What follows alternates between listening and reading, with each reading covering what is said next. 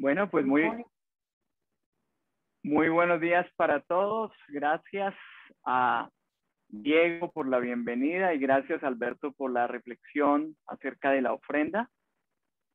Muchísimas gracias a todos los que en esta mañana han conectado a este tiempo para alabar a nuestro Dios. Gracias a los hermanos que se esfuerzan por estos medios digitales para generar una alabanza colectiva. Gracias. Y aunque sería muy especial poder tener espacios donde todos nos pudiéramos unir en alabanza, en oración, aún en un proceso de transición a la presencialidad, y por el momento estamos desarrollando nuestras reuniones tal cual como lo hemos venido haciendo. Muchísimas gracias también a quienes conectaron a las 9 de la mañana, al tiempo de confraternidad, donde tuvimos un juego donde buscamos ser divertidos, jugar al clásico juego del ahorcado, adivinar palabras por medio de letras. Bueno, fue bien interesante. De todas maneras, quienes no conectaron, seguramente espero que esta exposición de la palabra sea de mucho ánimo. Bueno, estamos en el mes de agosto. Este mes es el mes de los vientos, clásicamente, o por lo menos a Colombia y en muchas partes de América. En esta ocasión está siendo también un mes de lluvias y está siendo, como es clásico, el mes de las cometas. Bueno, me dio curiosidad cuál era la historia de las cometas, así que les voy a transmitir un poco de lo que pude investigar, leer. Las cometas nacieron en la antigua China porque fue unos 12 siglos antes de Cristo. La cometa se utilizaba como dispositivo de señalización militar. Entonces, dependiendo de los movimientos o de los colores que se hacían con la cometa, indicaban una serie de mensajes mediante los cuales se comunicaban diferentes destacamentos o agrupaciones militares con una cierta distancia. Entonces, era una manera práctica de tener una señal del cielo y de tener una comunicación entre diferentes campamentos militares. En Europa, en el siglo XII, ya se data de niños que jugaban con las cometas. Les añadían una cuerda y las hacían volar en los momentos en que había buen viento. También es importante, y me llamó mucho la atención, que las cometas sirvieron mucho para dar la idea de cómo debían ser los equipos o los instrumentos de medición atmosférica. Otro dato interesante es que un inventor y político estadounidense, Benjamin Franklin, que es muy famoso, incluso está en un billete, los Estados Unidos, utilizó una cometa para investigar el tema de los rayos y de cierta manera le ayudó para inventar el pararrayos. Hoy en día es popular, dependiendo de la época, como les decía acá, en agosto en Colombia es muy común encontrar cometas en el cielo. Incluso las cometas han influido directamente en la invención de los planeadores, los parapentes, que son clásicos acá en Santander, aunque en muchas partes del mundo también, y de los paracaídas. Y también se cree que la idea de la cometa ayudó muchísimo a los hermanos Wright, que fueron los que diseñaron el primer avión a motor. Bueno, no sé si sabían todo esto acerca de las cometas, me pareció importante dar una investigación. A veces vemos señales en el cielo, vemos una cometa, pero no sabemos de dónde salió, o por qué la inventaron, o por qué se usaba o no se usaba. En especial, al revisar esto, me llamó específicamente la atención eso de que fue un dispositivo de señalización militar allá en la antigua China, 12 siglos antes de Cristo. De manera que me puse a pensar en señales del cielo. Las cometas se elevan en el cielo y servían de señalización, pero la Biblia también habla de algunas señales del cielo. Por nombrar dos, y del primer libro de la Biblia, el Génesis. Si vamos a Génesis 14, dice la Escritura, Génesis 1:14, y Dios dijo: que haya luces en el firmamento que separen el día de la noche, que sirvan como señales de las estaciones, de los días y de los años.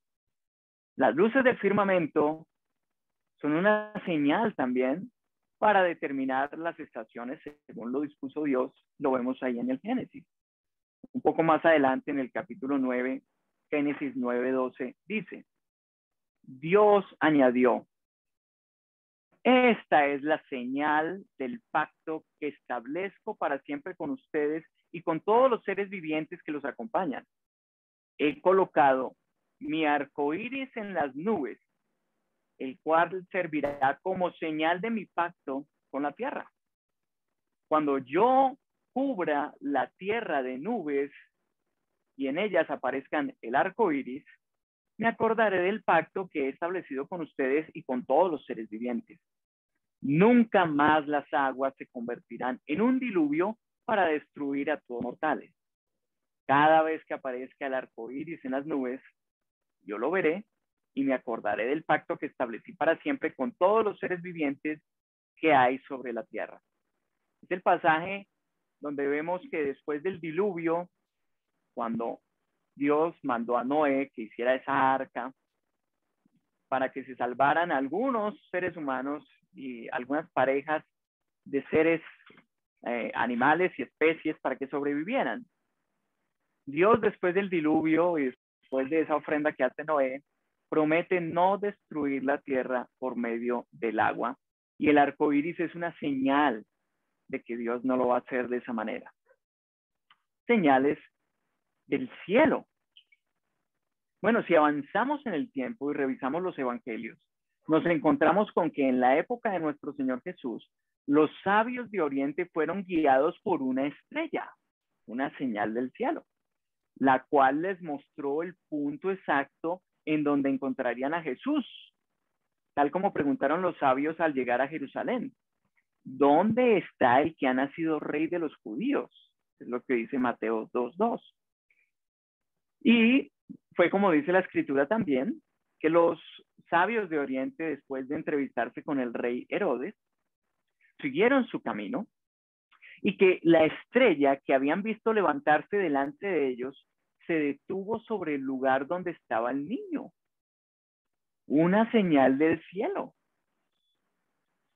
En estos tres ejemplos, los dos de Génesis y este que está en los evangelios, podemos ver señales que Dios puso para que entendiéramos primero su propósito, el propósito de la creación, por ejemplo, para que seamos agradecidos y recordemos su compasión y fidelidad, como es la señal del arco iris, como también algunos que recibieron orientación de parte de Dios para encontrar al Mesías, los sabios de Oriente. Señales que Dios dispone para orientar a otros. Bueno, también las escrituras nos hablan de señales del cielo que piden personas. En específico, voy a desarrollar una señal que le piden las personas a Jesús. Está en el Evangelio de Mateo, capítulo 16, versículo 1, aunque nos vamos a mover también en otras escrituras. Mateo capítulo 16, versículo 1 dice, estaba Jesús rodeado de fariseos y saduceos, y dice, los fariseos y saduceos se acercaron a Jesús, y para ponerlo a prueba, le pidieron que les mostrara una señal del cielo.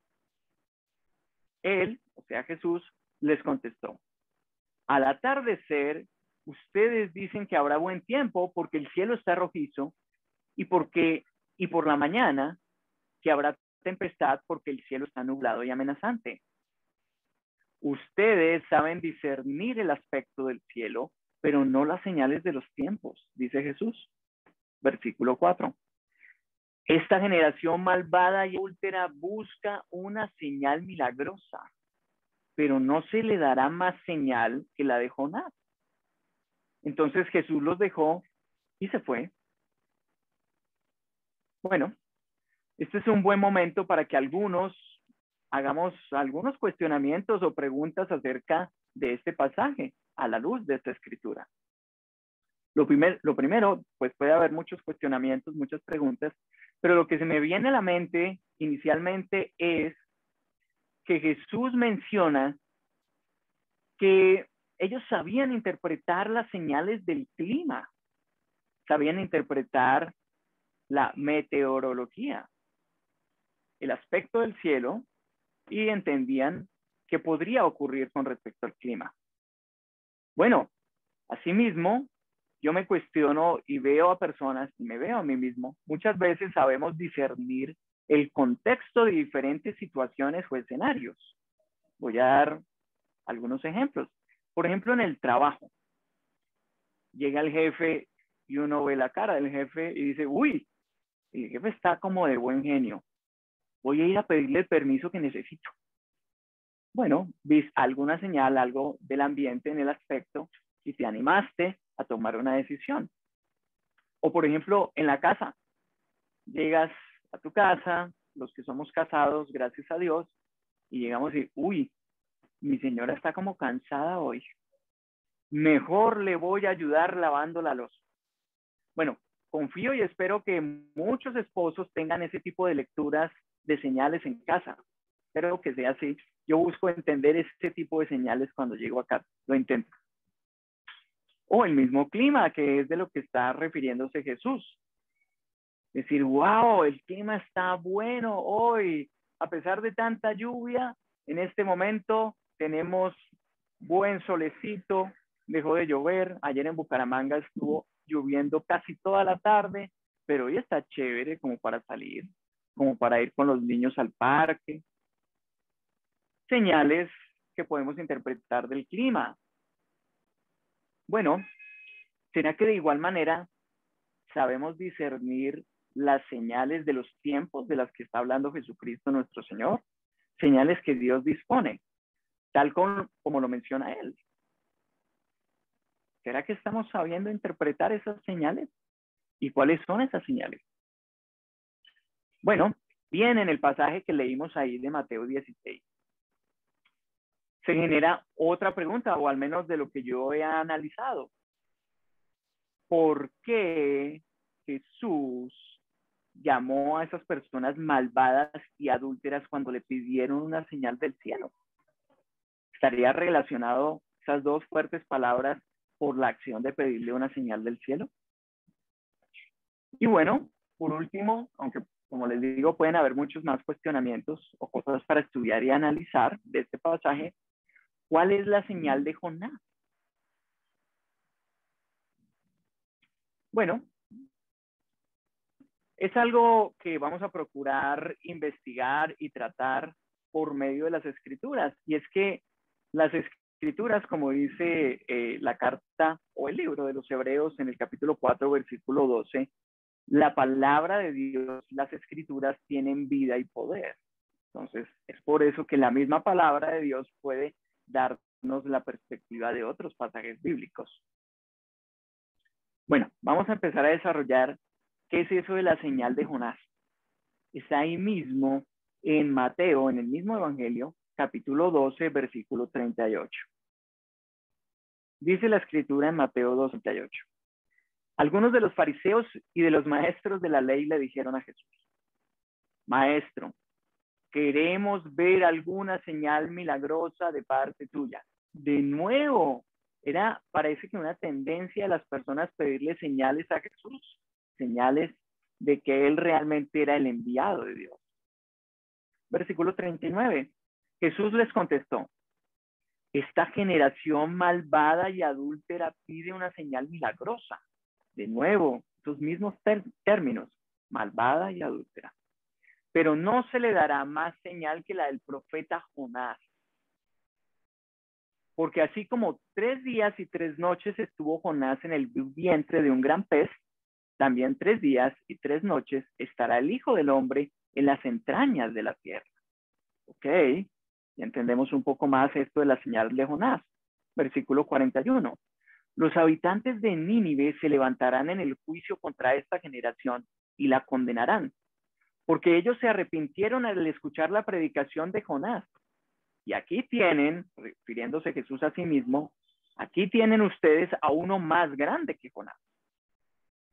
La reina del sur, es decir, la reina de Sabá, se levantará en el día del juicio y condenará a esta generación, porque ella vino desde los confines de la tierra para escuchar la sabiduría de Salomón.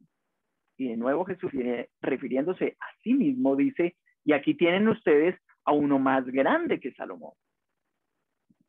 Wow, la señal de Jonás. Bueno, Jesús, como bien lo menciona en este pasaje de la Escritura, se está refiriendo a esa comparación entre esos 3 días y 3 noches que pasó Jonás dentro del gran pez y esos 3 días que pasó Jesucristo en el sepulcro. Se está refiriendo a esa señal de la resurrección, el primogénito de la resurrección también. Jesús es el primero en todo, el primero en resucitar también, dice la Escritura, para vida eterna, por supuesto. Jesucristo nuestro Señor y la señal de Jonás. Pero también nos explica que Jonás fue una señal para los habitantes de Nínive. Si ustedes estudian el libro de Jonás, son 4 capítulos.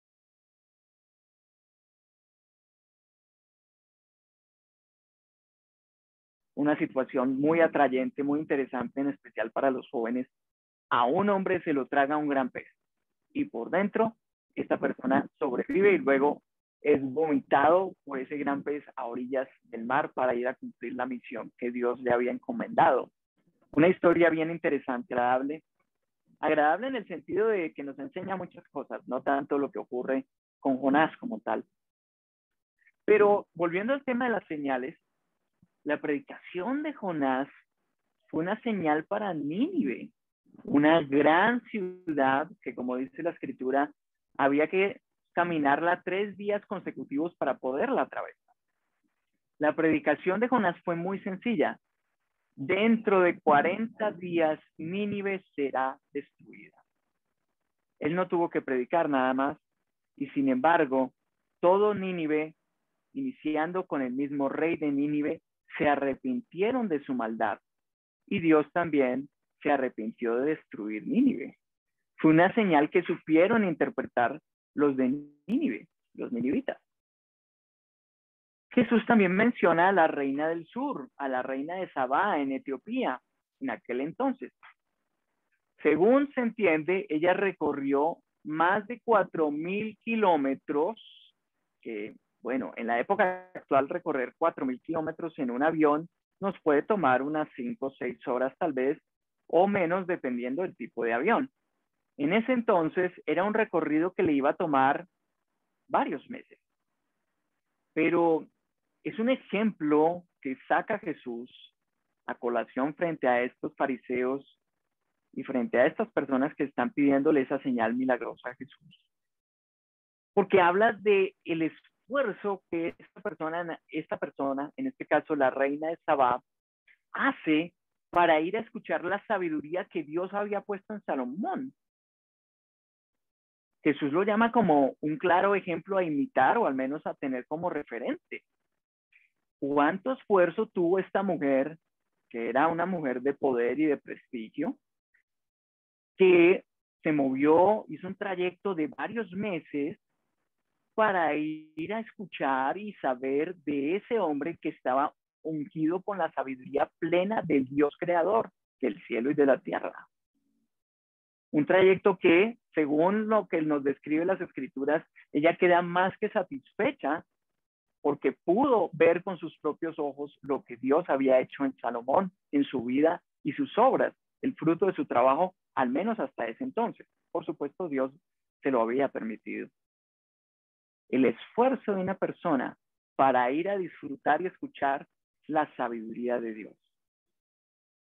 Bien, ya desarrollamos un poco el tema de la señal de Jonás, las señales de Jonás. Y espero que reflexionemos un poco acerca de esto. Y eso de, que también menciona el pasaje, eso de generación malvada y adúltera, ¿por qué Jesús estaría diciéndole a su auditorio? Porque parece que lo dice en general, dice una generación malvada y adúltera. ¿Pide una señal milagrosa a esta generación malvada y adúltera? Eran fariseos y maestros de la ley quienes estaban pidiendo esta señal milagrosa. O sea, eran los instruidos y los sabios, los conocedores del camino de Dios, o al menos era lo que percibía el pueblo judío de aquel entonces. Las obras de Jesús hablaban por sí solas. Las obras y el ejemplo de Jesús hoy en día hablan por sí solas. Las obras de nuestro Señor Jesús son suficientes para creer. Como dice la Escritura en el Evangelio de Juan, capítulo 14, versículo 8. En medio de sus 12 apóstoles, los discípulos a quienes estaba instruyendo, con quienes estaba compartiendo ya 3 años de su ministerio. Juan 14, 8 dice, le dice Felipe, uno de los apóstoles, Señor, muéstranos al Padre. Y con eso nos basta. Por favor, danos una señal. Solo déjanos ver a Dios y ya con eso nos basta y vamos a creer. Contesta Jesús, pero Felipe, tanto tiempo llevo entre ustedes y todavía no me conocen. El que me ha visto a mí, ha visto al Padre. ¿Cómo puedes decirme, muéstrame al Padre? ¿Acaso no crees que yo estoy en el Padre y que el Padre está en mí? Las palabras que yo les comunico no las hablo como cosa mía, sino que es el Padre que está en mí, el que realiza sus obras. Créanme cuando les digo que yo estoy en el Padre y que el Padre está en mí, o al menos créanme por las obras mismas, dice nuestro Señor Jesús. Bueno, no creen que yo soy el Padre mismo, o sea, que vengo del Padre, que soy hijo de Dios, que soy Dios mismo en la tierra. ¿Necesitan ver al Padre? Bueno, pues al menos crean en mis obras, dice Jesús, a sus apóstoles. Y este es un pasaje donde ya está prácticamente finalizando su tiempo con ellos. ¡Wow! Pedirle señales a nuestro Señor, muestras para creer. Eso fue una ocurrencia de los fariseos y los maestros de la ley que querían ver una señal milagrosa. Fue una idea también, al menos de este apóstol, diciéndole, muéstranos al Padre y con eso nos basta. Pero también fue una ocurrencia del pueblo en general, esa idea de pedirle una señal a Jesús del cielo.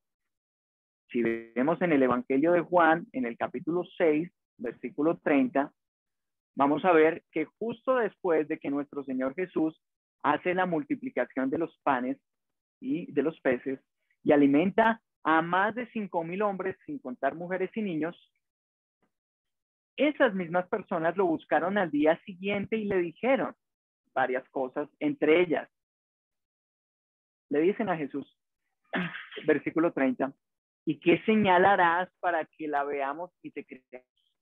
¿Qué puedes hacer? Insistieron ellos. Nuestros antepasados comieron el maná en el desierto, como está escrito. Pan del cielo les dio a comer. Ahora yo les pregunto, y me pregunto también a mí mismo, ¿será que yo le estamos pidiendo señales a Dios para creer? ¿Será que tenemos sujeta nuestra fe a que se cumplan nuestras peticiones? Bueno, ese es un cuestionamiento importante porque le ocurrió a muchas personas, opositores de Jesús, fariseos y maestros de la ley, amigos de Jesús, porque Jesús mismo los llama mis amigos, en ese mismo evangelio de Juan. Personas que habían recibido milagros, alimento de parte de Jesús, le pedían señales. Bueno, yo con todo el amor, con el respeto y obviamente pidiéndole a Dios que me dé sabiduría y tranquilidad para transmitir este mensaje, les digo a ustedes, amigos y hermanos, mucho cuidado con estar exigiéndole a Dios lo que debe hacer. De nuevo, quiero decirlo con amabilidad, con amor, con respeto y con el ánimo de ayudar. Pero les traigo Un ejemplo, no es un ejemplo particular. Me ha pasado a través de mi vida cristiana. Dios mediante, el próximo mes cumplo 17 años de haberme bautizado. Y a veces durante esos 17 años he escuchado oraciones de personas o incluso recordando mis mismas oraciones que parecen más bien un listado de tareas que emite el jefe con la expectativa de un cumplimiento por parte del empleado. A veces así son las oraciones. En ocasiones estas plegarias están expresadas de manera suave, con un tono espiritual, pero no dejan de ser, o al menos a mi juicio, y no todas, por supuesto, porque la Escritura dice que pidamos y recibiremos, pero con una condición: que imitemos a Cristo. Entonces, a veces todas estas peticiones, estas plegarias, en ocasiones, como les digo, suenan como exigencias de lo que Dios debería hacer o incluso sugerencias de lo que Dios debería hacer. Y a veces, por último, se menciona, como se nos ha enseñado clásicamente en el cristianismo, o al menos en nuestro movimiento de iglesias, terminar cada oración con en el nombre de Cristo. Amén. Bueno, pero ¿será que después de orar o antes de orar reflexionamos? ¿Será que mi Señor Jesús, que voy a usar su nombre como si Él estuviera orando, Él mismo estuviera orando, estaría pidiendo, estaría orando, estaría expresando las palabras que yo voy a expresar o que acabo de expresar? ¿Será que es así? ¿O será que no? Claro, yo no quiero entrar a enjuiciar porque me estoy incluido en esto.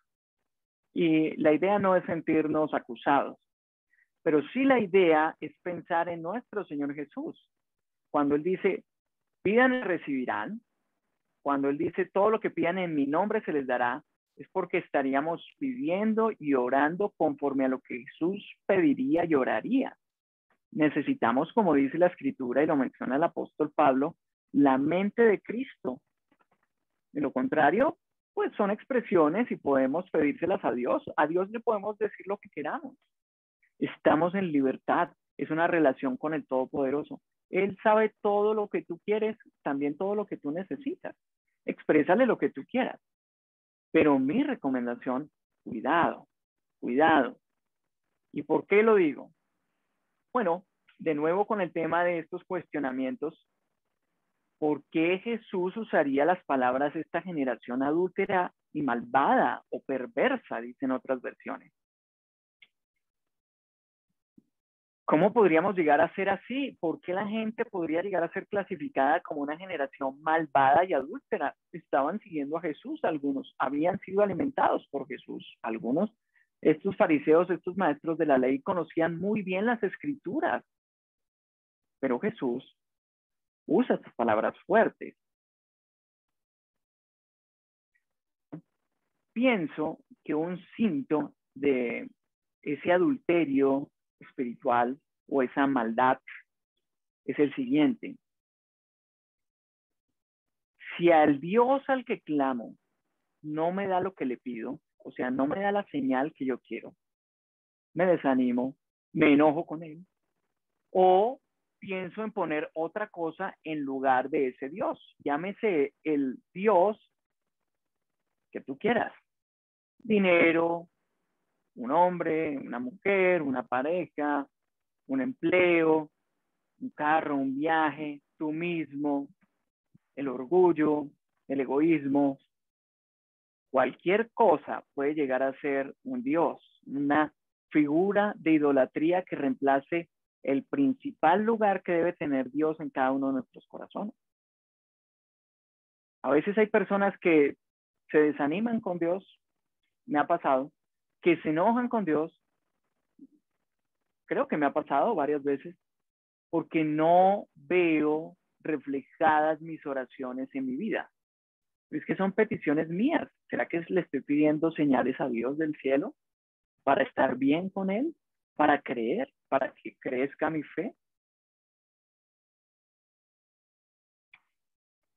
Bueno, creo que ese es un proceder que no es bueno, es un proceder malo. Es lo que hasta donde llega mi entendimiento de las escrituras quiero transmitirles hoy. Creo que es un proceder infiel. O sea, le soy fiel a Dios mientras me dé lo que yo le estoy solicitando. Mientras cumpla con las señales o peticiones que yo le estoy dando. Si no, pues ya no soy tan fiel. Yo creo que por eso Jesús le estaba diciendo a esa generación malvada y adúltera. Y por eso les digo, cuidado, cuidado hermanos, y cuidado tú que me estás escuchando, que de pronto quieres saber de Dios, cuidado, porque de esto no se trata el cristianismo. El cristianismo no se trata de que, bueno, me hago del equipo de Jesús y Él me va a dar todo lo que yo pida y este es el negocio. Me digo cristiano, oro, leo la Biblia, asisto los domingos, voy a reuniones y Él me da lo que yo quiero y así funcionamos el resto de mi vida hasta que yo me muera. No funciona así. Necesitas conocer a Jesús. Necesitas conocer profundamente las Escrituras. De lo contrario, te vas a desanimar montones, montones. Bueno, no sé si lo ven tal cual como lo estoy procurando plantear, pero quiero animarlos a reflexionar. Dios ya hizo todas las señales que necesitamos para creer y confiar en Él, para confiar en su plan, para creer en Jesucristo nuestro Señor y Salvador. Ya las hizo. Desde mi punto de vista, están muchas. ¿Algunos ejemplos? Claro. Pregúntate, ¿quién o qué pudo crear el universo en el que vivimos? ¿Quién? Millones de estrellas, mucho más grandes que las del Sol, otras más pequeñas. Cientos y miles de galaxias en un universo que el ser humano ha llegado a decir es infinito. Y aunque el Eclesiastés 3:11 dice que Dios ha puesto la idea en el ser humano de lo infinito, a veces no logramos comprender esto. ¿Cuánto poder y sabiduría se requirió para hacer el planeta en el que vivimos? Un planeta lleno de vida. Un planeta que tiene todas las condiciones que necesitamos para nuestra subsistencia. Un planeta para que el ser humano haya podido desarrollarse. Y un planeta que desafortunadamente, y lo digo desafortunadamente a propósito de algunas noticias que han salido en las últimas décadas, pero de nuevo salen en la última semana, acerca del calentamiento global. El ser humano, Dios le dio señorío sobre su creación y parece que el mal manejo de esta naturaleza que Dios nos dio está generando consecuencias irreversibles como el calentamiento global y las posibles inundaciones que van a tener muchas partes del mundo en algunas décadas. Pero volvamos a las señales de Dios, a las maravillas de la creación. ¿Será que ese universo, será que todas esas galaxias, será que el planeta en el que vivimos se generó por coincidencia? Fue una maravillosa coincidencia. Fue simplemente unas interacciones físicas y químicas que se dieron de alguna manera, pero que la ciencia no ha podido explicar a profundidad. ¿Debe ser eso? ¿Será? ¿Quién permite, piensa tú, quién permite que hoy puedas respirar en medio de una pandemia a cuenta del COVID-19? Tú que ya tuviste COVID, yo que ya tuve COVID, o tú que no has tenido y puedes seguir respirando, que tengamos oxígeno, que funcionen nuestros pulmones, que lata nuestro corazón. ¿Quién diseñó eso? ¿Fue generación espontánea?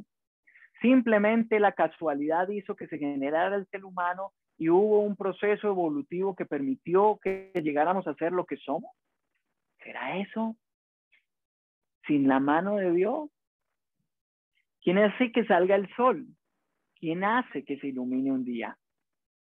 ¿Quién hace que haya una estrella que esté a la distancia perfecta para que el sol nos caliente pero no nos queme?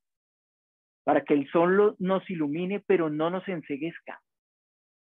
Sencillamente las fuerzas gravitacionales. ¿Fue eso nada más? ¿Quién creó las plantas, las frutas, todo alimento con el cual nos alimentamos? simplemente la interacción del suelo que de manera espontánea y coincidencial se formó, la fotosíntesis que por desarrollo de las plantas y de las células que de alguna manera tienen vida se han formado. ¿Quién te da las capacidades así? ¿Quién te da los dones que tú tienes? ¿Quién te da las habilidades que tú usas para enfrentarte a la vida día tras día? ¿Quién? A propósito, ¿quién te dio el día de hoy para despertar y en este momento estar escuchando la palabra de Dios? No sé si quieres más señales, tú puedes reflexionar en muchas otras. Yo simplemente saqué estas que me ayudan a reflexionar y a ser agradecido con Dios y a tenerle reverencia a Dios. Así que mis queridos hermanos y personas que nos acompañan, o personas que van a escuchar o ver este mensaje en diferido, tengan en cuenta lo que dice la Escritura. Vamos a Efesios 5:15. Se los escribe el apóstol Pablo a los Efesios. Así que tengan cuidado. Cuidado, por eso yo les decía cuidado. El apóstol Pablo también. Así que tengan cuidado de su manera de vivir.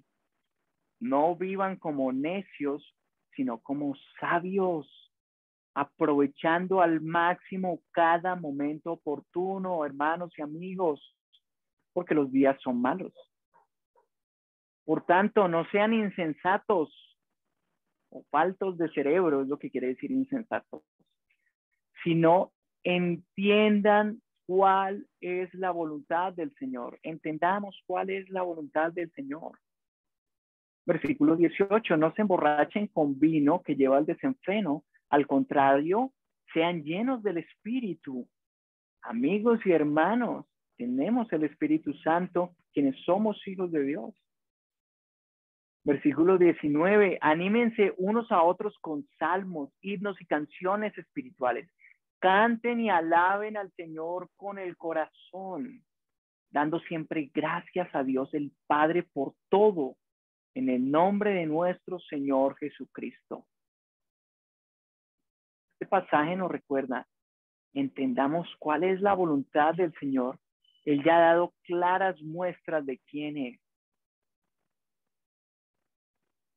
Así que, como dice la Escritura, a propósito de dar gracias a nuestro Señor, vamos a tomar un tiempo para orar y para tomar la Santa Cena, tomar el pan, beber el vino que representa el cuerpo y la sangre de nuestro Señor Jesús.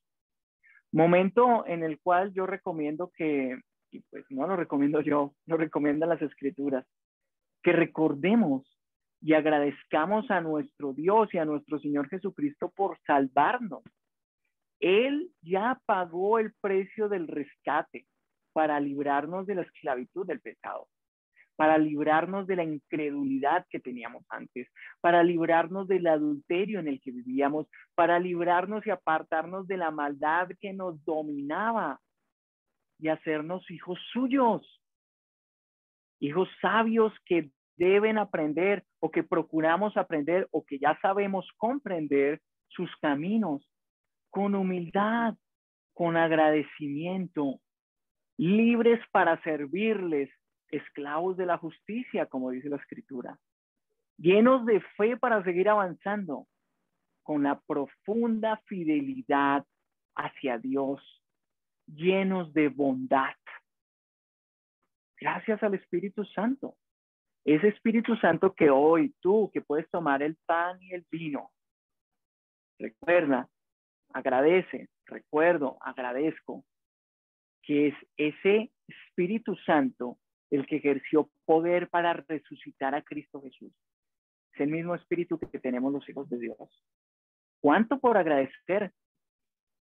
¿Qué más señales necesitamos? No necesitamos más señales. Seamos fieles, seamos agradecidos a nuestro Dios. Busquemos aprender de lo que Dios nos muestra. Busquemos entender cuál es la voluntad del Señor. Animémonos unos a otros. Cantemos a nuestro Dios.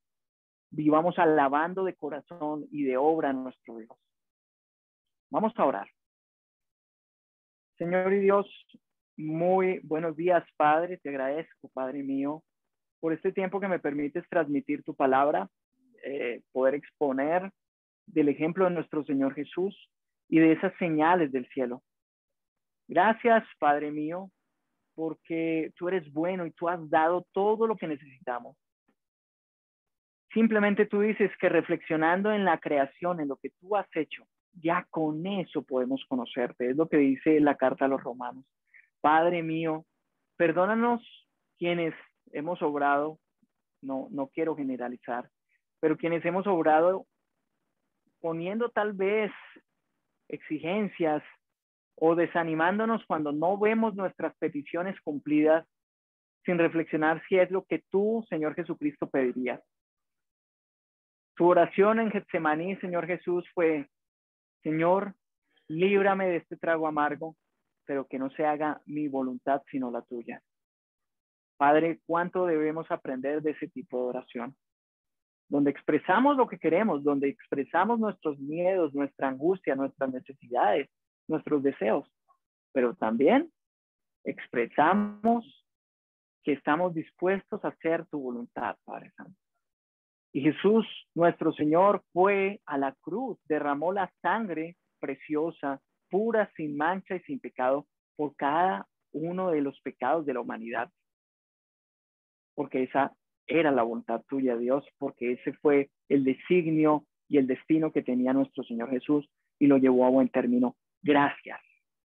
Gracias, Padre. Enséñanos a orar, Dios mío. Como dice la Escritura, a veces no sabemos orar, pero el Espíritu clama y gime con sonidos que no se pueden expresar con palabras.